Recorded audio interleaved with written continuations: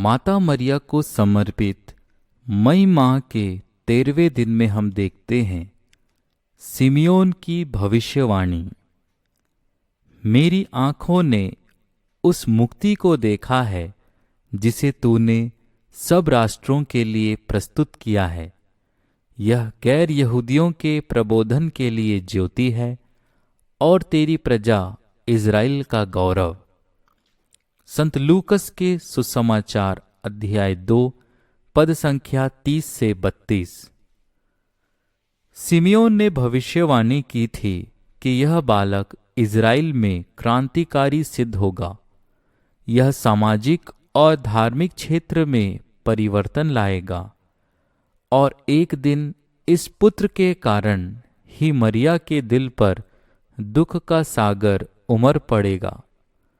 यद्यपि मरिया बालक यीशु की महत्ता जानती थी, तथापि उसे इस बात से आश्चर्य और आंतरिक हर्ष हुआ कि वे वृद्ध पुरुष सिमियोन भी उन रहस्यों को जानते हैं।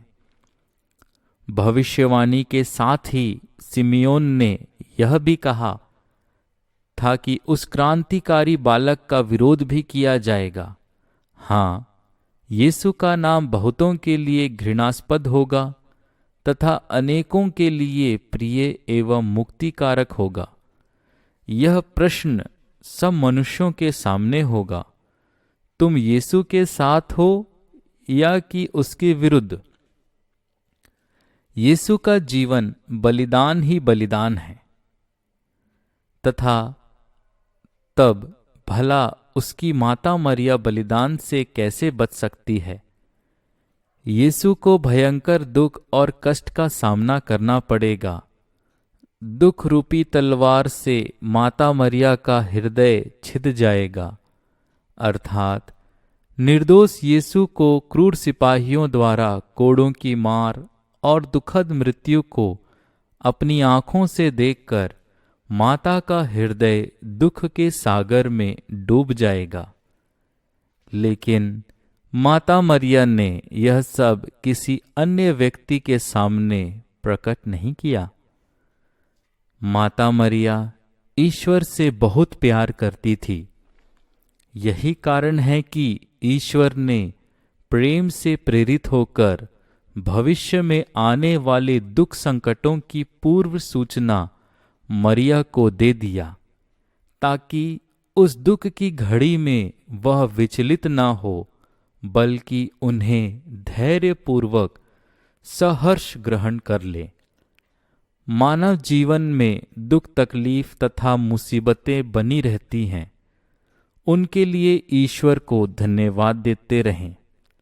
ईश्वर के जाने बगैर कुछ नहीं होता। सारे कष्ट और सारी विपत्तियां हमारे कल्याण हेतु ही ईश्वर भेजता है। सभी दुख संकट के पीछे ईश्वर की योजना है। इसलिए सभी टूटनों के लिए ईश्वर को धन्यवाद दें, उसकी महिमा करें। अपने दुख का मूल्य भली भांति समझ लें तथा उनके आने पर विचलित न हों, परंतु प्रसन्नता पूर्वक उनका स्वागत करें। धर्म ग्रंथ में योब के ये शब्द हमारे लिए प्रेरणादायक हैं। हम ईश्वर से सुख स्वीकार करते हैं तो दुख क्यों न स्वीकार करें। योब का ग्रंथ अध्याय 2 पद संख्या 10। आइए इसी पर आधारित एक घटना पर हम देखते हैं।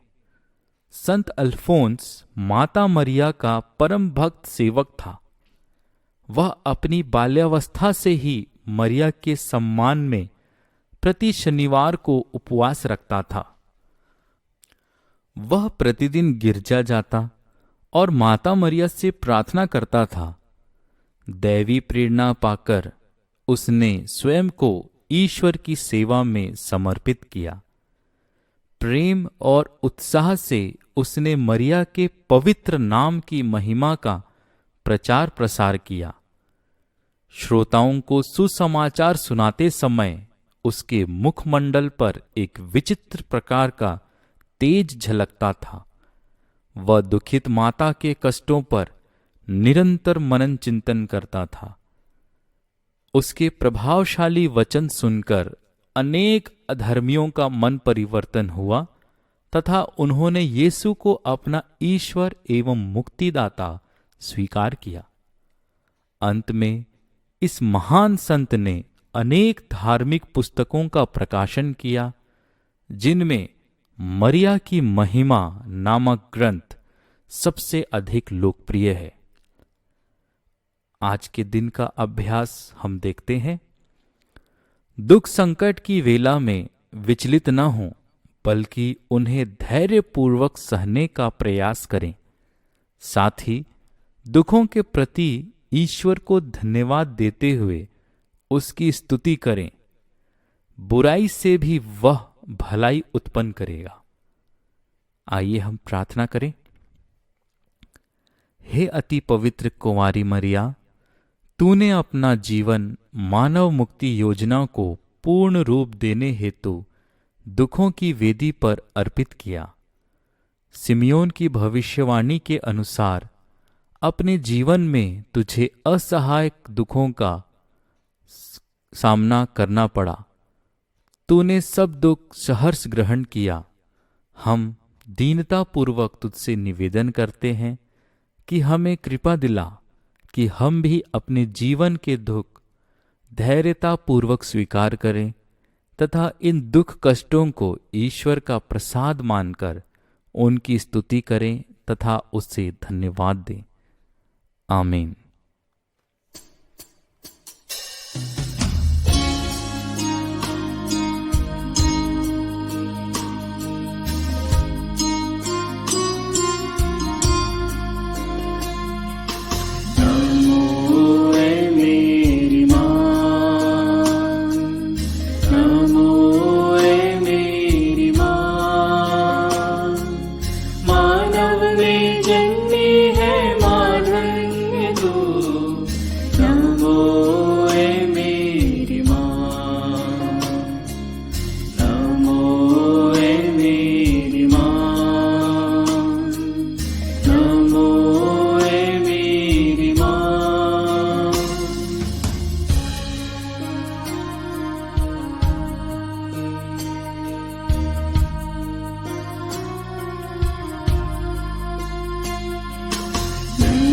तू है प्रभु यीशु की मां, सारे जगत की ज्योति तू है मां।